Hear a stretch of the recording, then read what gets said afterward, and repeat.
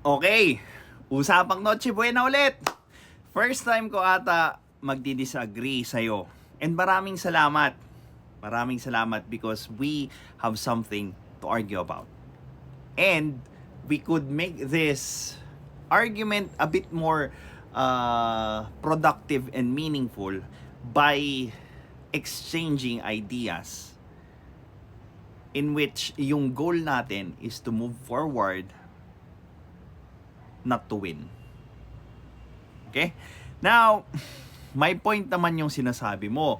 Pero parang ang layo mo doon sa pinaka dapat pinag-uusapan. Hindi sa kakayahan ng tao ang dapat pinag-uusapan dyan. Kundi yung presyo daw. Now, when it comes to the prices of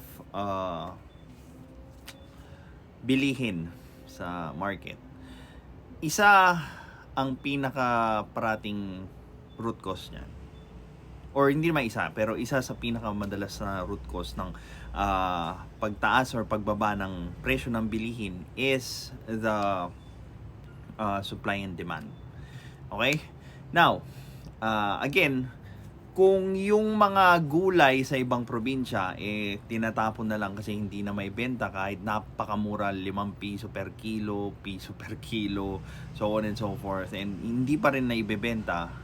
So, yung problema doon sa lugar nila is not the supply but the demand. Okay?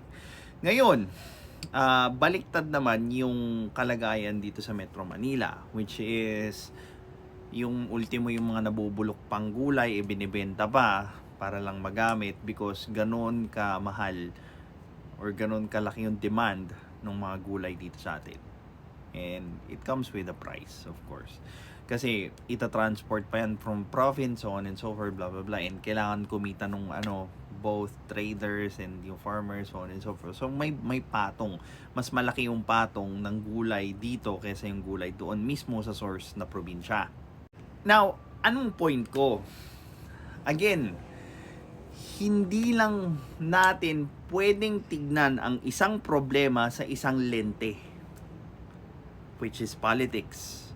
Yes, pag sinabi mo sa mukha ko, we have a problem with corruption, I will agree with it 24/7.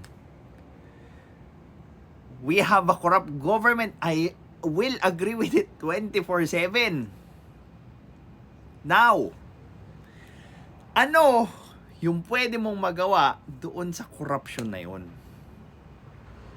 'Di ba? Doon ka ngayon magsisimula kung gusto mong iresolba yung problema ng korupsyon or ng pagiging mataas or konting or pagiging low class ng isang 500 na Noche Buena. Then you need to ask, what can you do to solve that problem on a political basis? 'Di ba? So, again, nagbigay na ako ng pinaka-viable na pwede mong magawa para tumulong sa paglaban ng korupsyon.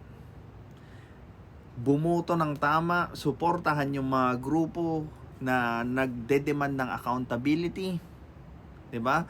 Yung kumikilos talaga, yung nagfa-file lang mga kaso.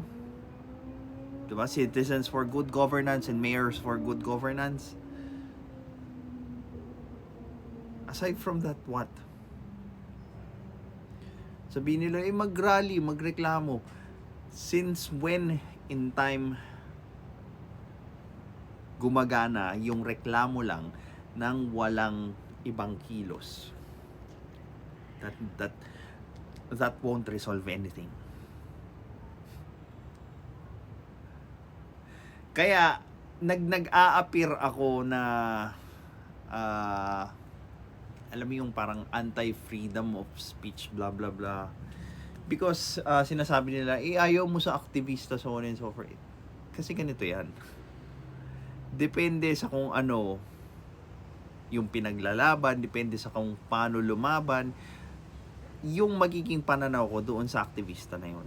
Aktivista does not necessarily mean or equate na masama sila.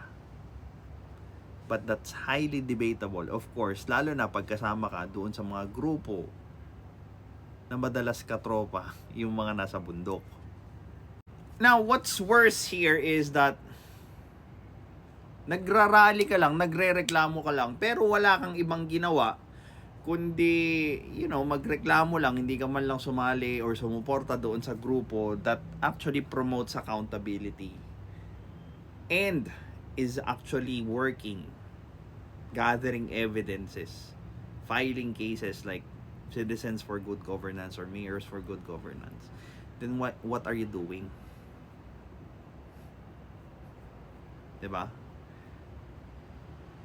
Para ka lang pumunta sa isang meeting that does not present any evidence but magreklamo lang. Well, this is Pinoy Extreme. Have a good day.